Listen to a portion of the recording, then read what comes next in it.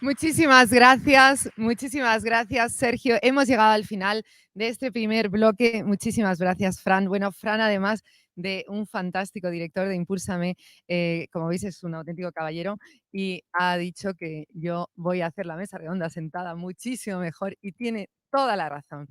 Muy bien, bueno, pues comenzamos nuestra mesa redonda de inversión. Vamos a ir conectando a los 4 participantes que tenemos hoy aquí con nosotros, gente con una experiencia muy significativa en el ámbito de la inversión y la financiación de startups. Están en este momento conectándose, ¿verdad, Enrique? En pantalla. Bueno, vale, vale, los iba a presentar con las preguntas, pero bueno, muy bien. Bueno, pues os voy a ir comentando a quién tenemos hoy aquí. Bueno, tenemos a Miguel Martín. Miguel Martín es el alto comisionado para España y además está en el comité de startups, es vicepresidente del comité de startups. Miguel Martín es un business angel con una trayectoria fantástica, participa en muchísimas empresas. Tenemos la suerte de que estudió en la Universidad de Sevilla y está muy vinculado a esta ciudad, a esta provincia, aunque como habéis visto en su trayectoria, ha estado en muchísimos países desarrollando proyectos. Miguel, bienvenido. Encantado de Miguel, estar lo con veo en vosotros. pantalla. ¿Sí me oís bien? Perfecto. Perfecto. Te escuchamos perfectamente, perfectamente. Miguel es abogado también. Vamos a hacerle a Miguel la primera pregunta. Miguel, tú que tienes una amplia experiencia, que has participado en muchas compañías, ¿por qué inviertes en startups?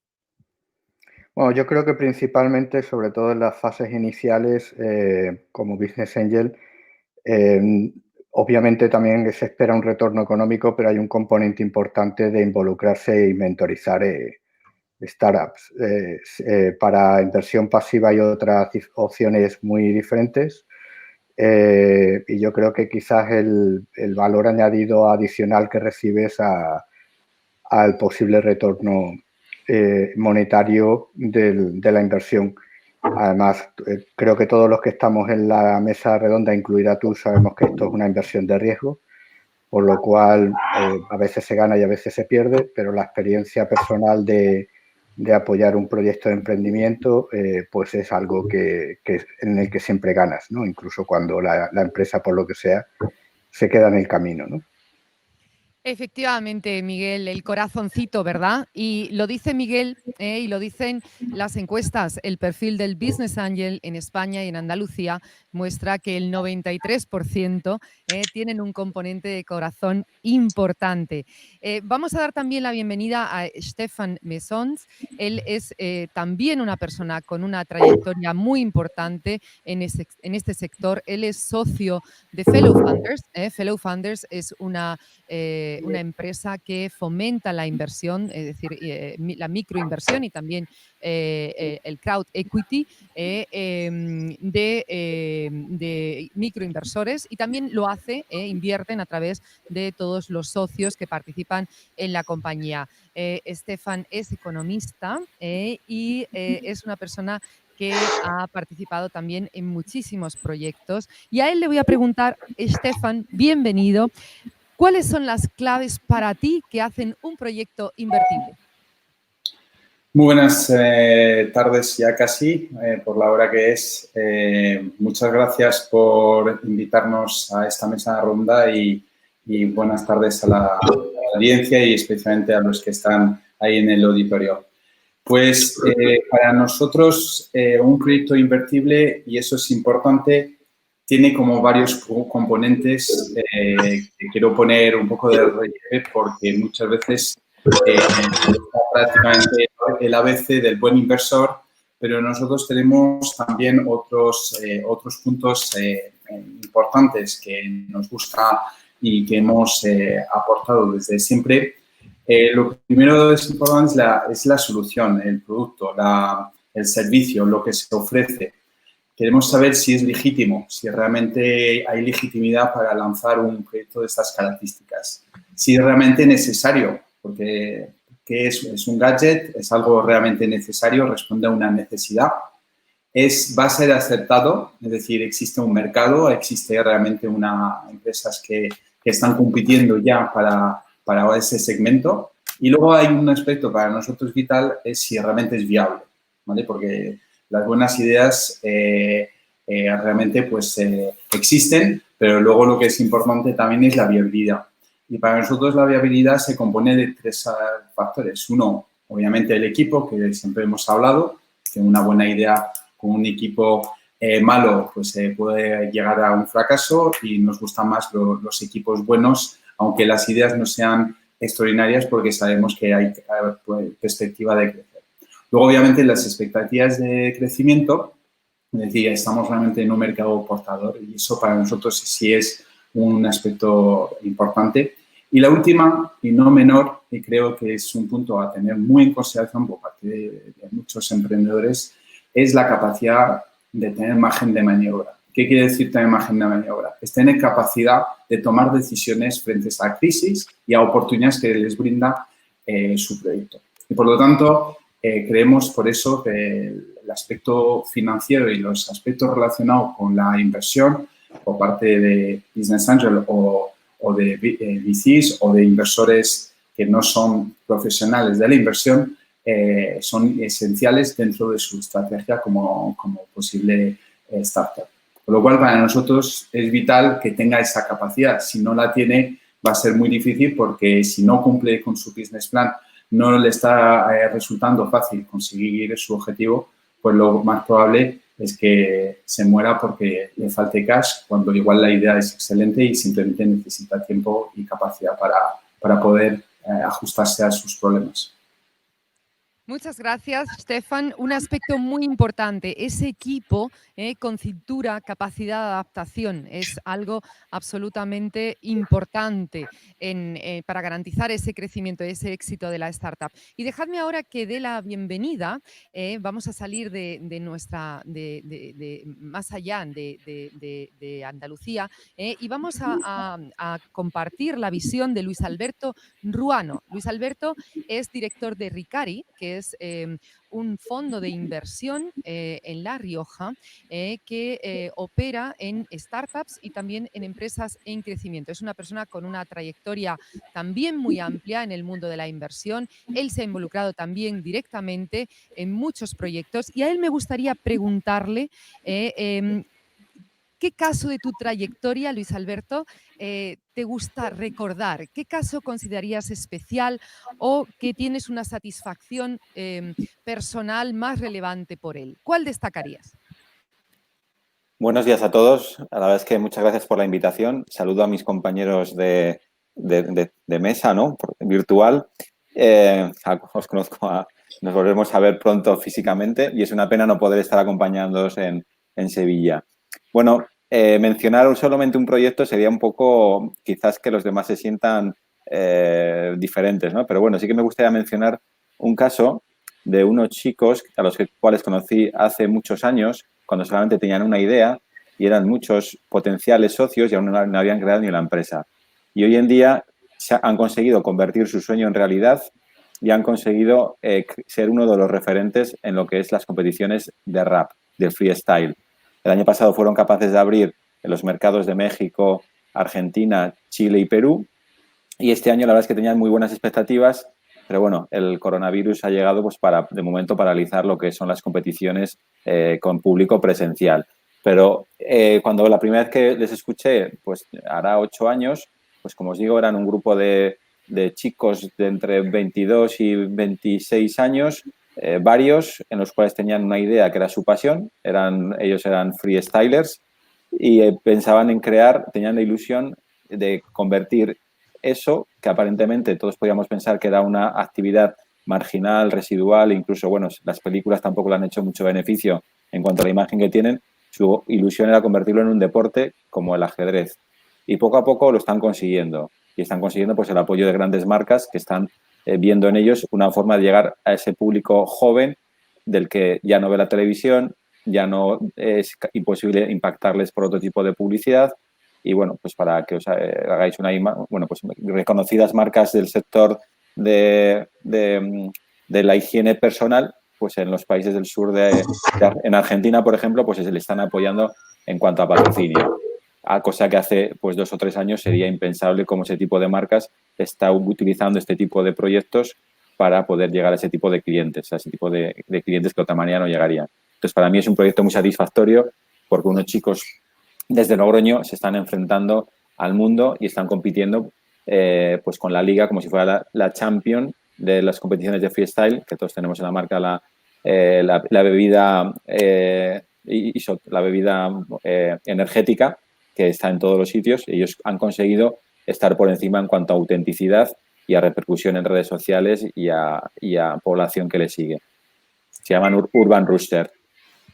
Bueno, qué interesante. Y además has aportado 2 palabras que me parece a mí clave. La primera es pasión, equipos. Antes nos hablaba Stefan de los equipos con pasión, muy interesante. Y volviendo al comentario de Miguel también, esa satisfacción personal por ver ese crecimiento que creo que nos embarga a todos cuando estamos en compañías a las que vemos crecer de forma importante. Y ahora me gustaría salir y llegar tan lejos como Bruselas para darle la bienvenida a Juan Manuel Revuelta. Juan Manuel Revuelta es director de Startup Europe Accelerator, también es directivo de Finnova, que es una organización que ayuda a las empresas, las startups, a conseguir financiación europea.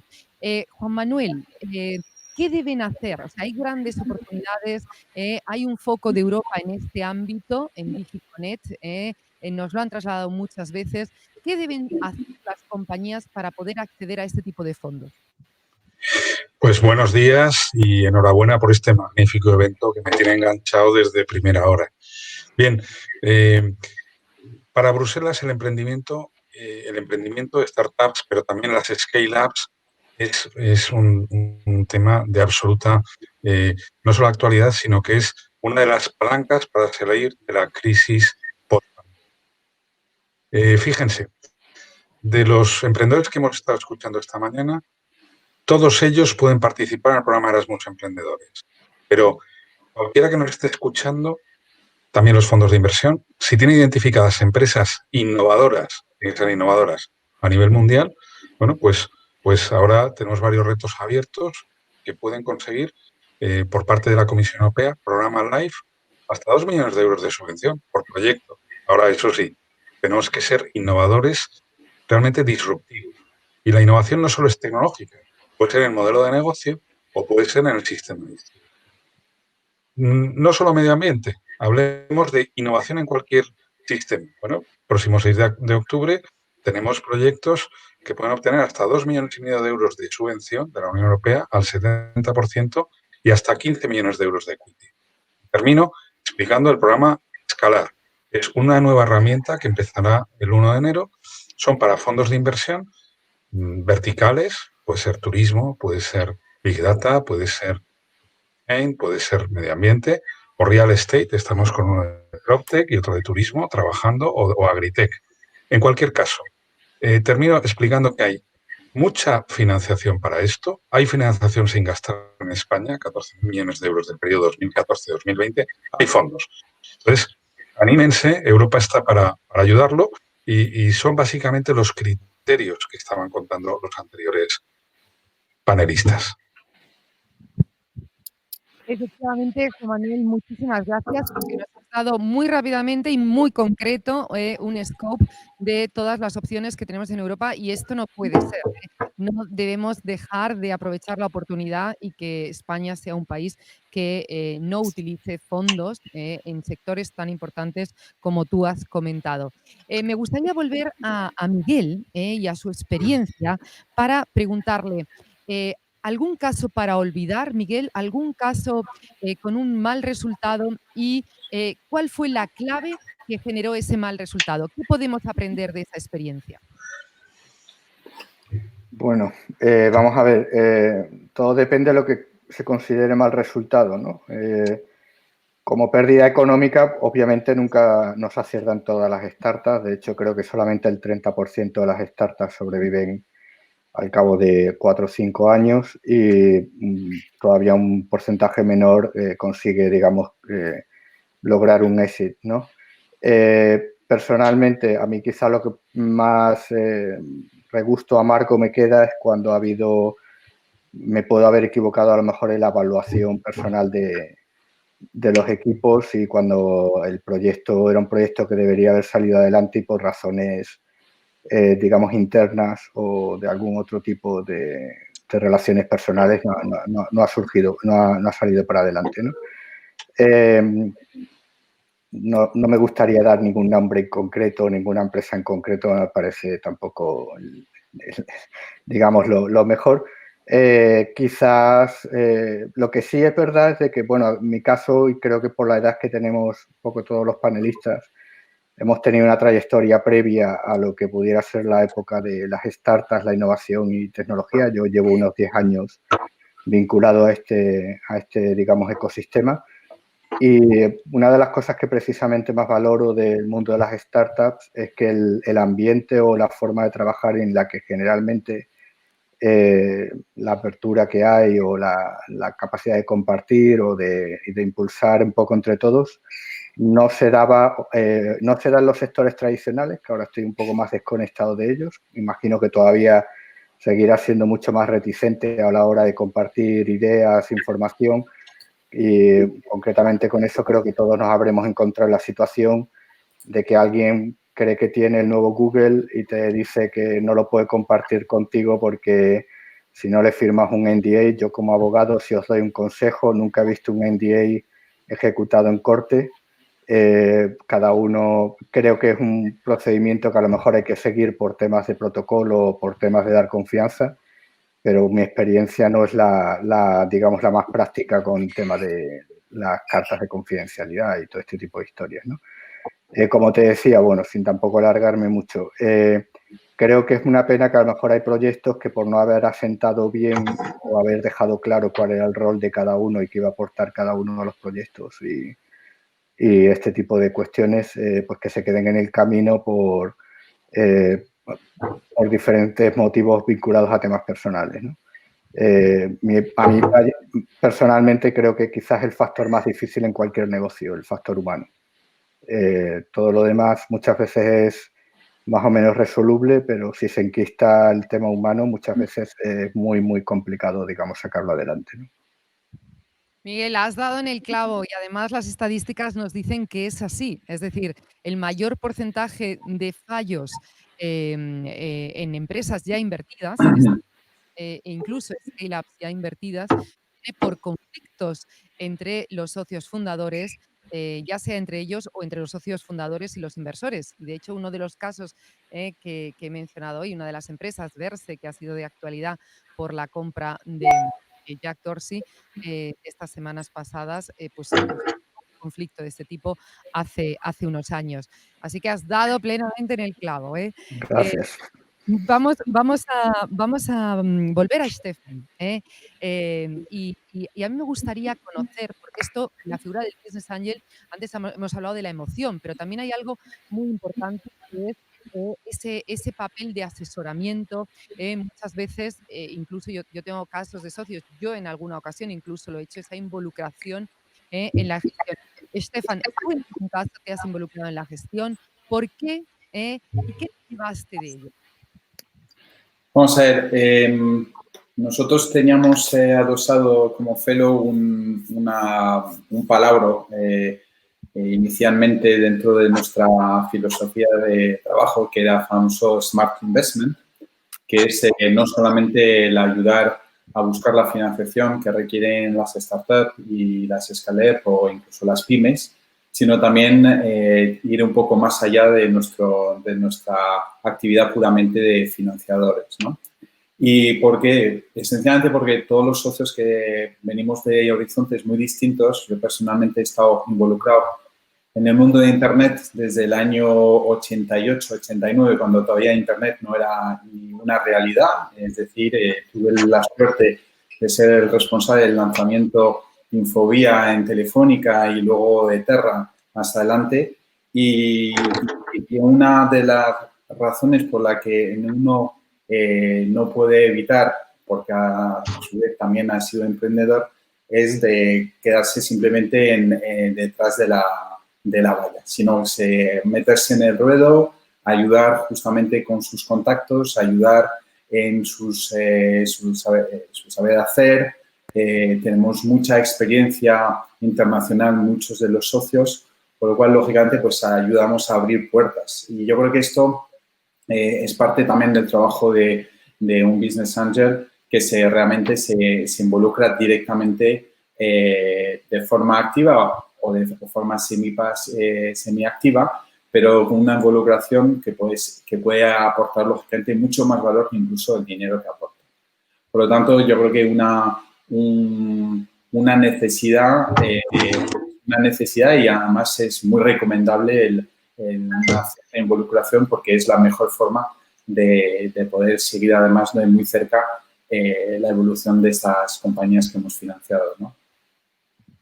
Sin duda alguna. Muchas gracias, Stefan, porque has traído otra palabra muy interesante, que es ese smart money, dinero inteligente, que traen los business angels. No se trata solamente de dinero, sino también de esos contactos, ese asesoramiento, que puede, como tú has dicho, y en muchos casos, a ti te lo han dicho, a mí me lo han dicho, a todos vosotros os lo han dicho, ¿no? Es mucho más importante que el dinero en sí. Y voy a aprovechar que tenemos a Juan Manuel con esa visión en Europa tan importante. Oye, ¿cuál es la diferencia? ¿O somos distintas los españoles desde el punto de vista de las startups que generamos, cómo accedemos, cómo nos vendemos, cómo captamos inversión de otros países? ¿Qué nos dirías? Sí, en primer lugar, tenemos que entender que España es el país líder, sorprendentemente, el país líder en no gastar dinero, como decía antes, por el sector público. Pero en positivo, somos el país donde las startups tienen el mayor nivel de aprobación en el programa Instrumento PYME de Horizon 20. Cristiano es el programa de innovación para pymes, españoles e italianos. Y en el programa Life Medio Ambiente, que termina el próximo 14 de julio, aprovecho para invitar a todos los que nos están escuchando a un curso gratuito que damos para participar y retos. Bien, España es el país líder en proyectos piloto. Ahora bien, para proyectos grandes, Horizon 2020, ya los ratios son distintos. ¿Eso qué significa? Tanto España como Italia son países mega creativos, pero nos falla la metodología y la programación. Estamos realmente cansados de que ahora, por ejemplo, he dicho antes que hay un plazo del 6 de octubre. Nos escuchan siempre hay alguno, no voy a decir nombres, que te llama una semana antes. Aquí, con dos cojones, te dicen, nos encerramos todo el equipo y hacemos un proyecto de 40 folios. No funciona. Que tienen que ser proyectos que requieren programación, metodología y tiempo.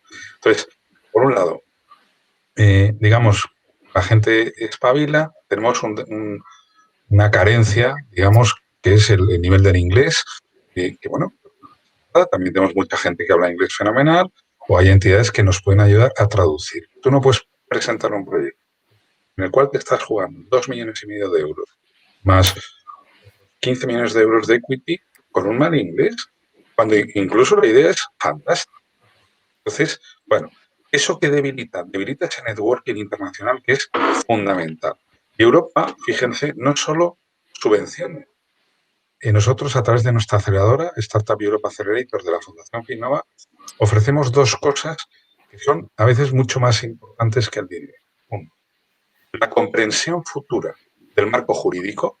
Muchos emprendedores se concentran en su solución sin entender qué barreras jurídicas van a tener de energías renovables, de agua, o cómo ese marco jurídico me va a ayudar, o cómo puedo influir. Se llama todo lo que es protección. Y tercero, esa parte de networking y comunicación internacional nos va a abrir otros mercados. Realmente preocupante es concentrarse en el mercado nacional hoy en un país con la crisis que tenemos. Tiene que servir como en la otra crisis para expandirse.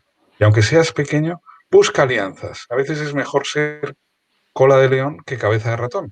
Y busca ese smart money. Y estamos encantados. Estamos aquí para ayudar.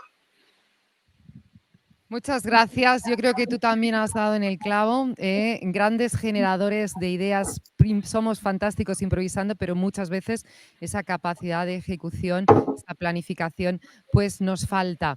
Me gustaría ahora volver con Luis Alberto para preguntarle, porque bueno, es muy interesante todo lo que hemos estado hablando, pero al final un business angel quiere ganar dinero, ¿no? Y de eso yo creo que él tiene una gran experiencia porque además el fondo con el que ellos trabajan tiene un recorrido importante. ¿Qué tipo de revalorizaciones habéis conseguido, Luis Alberto? Tanto desde el punto de vista, a lo mejor las mejores, la media, cómo se distribuyen. Nos encantaría conocer tu opinión y tu experiencia. Gracias. Bueno, antes de nada, un poco por seguir con el tema del Smart Money, yo en ese sentido soy un poco friki y hice mi tesis doctoral sobre ese asunto que defendí en diciembre de 2018. Yo desde que empecé a trabajar en este mundo de la financiación siempre he pensado hasta dónde debe llegar el papel de los financiadores en qué aportar. Y desde que soy padre todavía me doy cuenta más, ¿no? En cómo decirlo de una manera en que les ayudes sin que piensen que les estás influyendo directamente. Entonces, bueno, si alguien tiene tiempo y quiere leerse los resultados de la tesis doctoral, en los cuales encuesté pues, a 300 inversores de Venture Capital de España y startups, que está disponible a través de la Biblioteca de la Universidad de La Rioja. Y bueno, si alguien quiere dormirse una siesta leyendo una tesis doctoral, pero bueno, vienen resultados muy interesantes acerca de qué es lo que más importante consideran, si contactos, consejos, el prestigio, el valor reputacional. Ahí lo dejo simplemente, pero para mí es un tema muy, muy importante y a veces en la relación con el emprendedor es un tema que hay que manejar con mucha mano izquierda, ¿no? Hay que sugerirle pensando que él es el que tiene la idea, pero tratándole con la experiencia transversal que tenemos los inversores de tantos años, al final probablemente no entendemos de un negocio en concreto, de biotecnología o de e-commerce, pero sin embargo de cosas tan simples como relación con sus trabajadores o planificar o el tema de la metodología, pues es algo que es transversal a cualquier tipo de proyecto. Entonces, bueno, volviendo a tu pregunta, y perdona este rodeo que he dado para meter un poco a hablar de mi libro, en el que yo tampoco jamás me imaginé que terminé haciendo una tesis doctoral, pero al final, ya que la hice de algo que realmente era algo que a mí me preocupaba. Bueno, el tema de las revalorizaciones es un tema complejo de hablar, ¿no? Sobre todo en general, es un tema en el que en España en particular es un tema bastante opaco hasta ahora, en el que nadie se ha atrevido a hablar mucho de las rentabilidades. De hecho, cuando me planteé hacer la tesis doctoral, siempre hablé de vincular el Smart Money a la rentabilidad del inversor. Y así como en Estados Unidos hay unas bases de datos mucho más prolíficas, porque llevan muchos más años trabajando en este campo y son más proclives a facilitar datos, en España es algo que todavía no es muy elegante hablar de dinero, ¿no? Pero, sin embargo, es un tema que hay que poner encima de la mesa. Rentabilidades, bueno, pues por supuesto que está encima el tema de la rentabilidad económica, pero también hablaba antes Miguel, del tema de la rentabilidad social y de la rentabilidad del entorno. Entonces, en ese caso, al ser un fondo que buscamos las dos cosas, ¿no? Buscamos apoyar proyectos para conseguir una revalorización que nos permita recuperar el dinero aportado para volver a poner otros proyectos. Se puede decir que somos un evergreen. Entonces, lo que buscamos sobre todo es que los proyectos salgan adelante, que sean viables, que funcionen y luego tratar de recuperar el dinero para volver a poner otros proyectos. Entonces, ¿qué rentabilidad debemos conseguir? Bueno, pues a priori una rentabilidad acorde con el riesgo que asumimos. También es verdad que nosotros trabajamos en un formato mixto. A veces entramos en el capital social y a veces entramos con un formato de préstamo, porque siempre tratamos de acomodarnos a las necesidades del proyecto en concreto.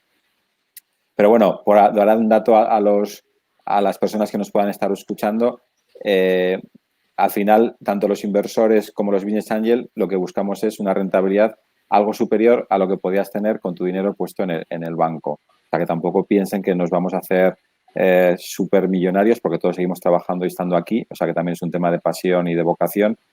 Y luego, pues, evidentemente, siempre suelen hablarse siempre de las operaciones que salen bien y a veces las operaciones no salen bien. Entonces, también es una imagen que debemos cuidar los inversores porque la película Pretty Woman ha hecho mucho daño y no todos los inversores de private equity o de capital riesgo somos unos tiburones, ¿no? Es más, pues hay muchas operaciones que salen bien y otras que salen mal.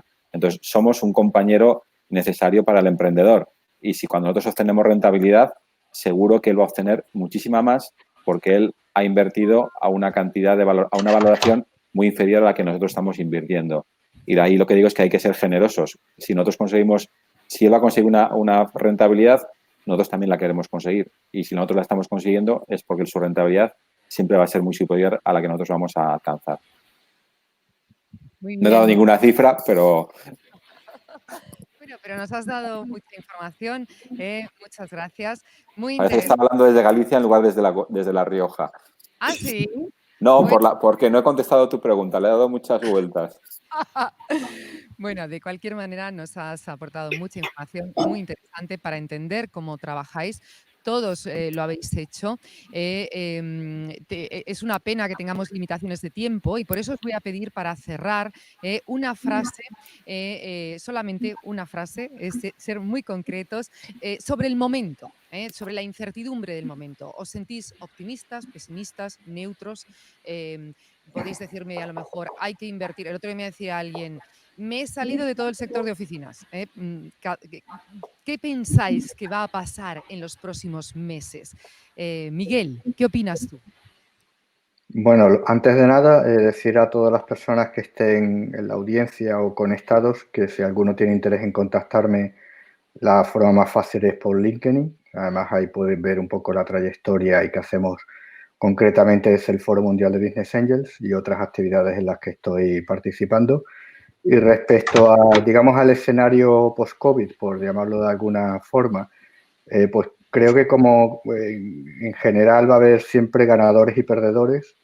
En este caso, creo que se nos viene una crisis económica y de empleo importante y lo que hay que buscar es oportunidades, digamos, acordes a las nuevas circunstancias, adaptarse a todo aquello que pueda ser el mundo digital, el mundo híbrido y lo que llaman ahora la economía de poco contacto y aprovechar esas oportunidades. Perdóname, Miguel, te tengo que interrumpir porque me están metiendo prisa con el tiempo y os he pedido una frase. No quiero dejar de pasar la oportunidad de contar también con el resto de participantes en la mesa.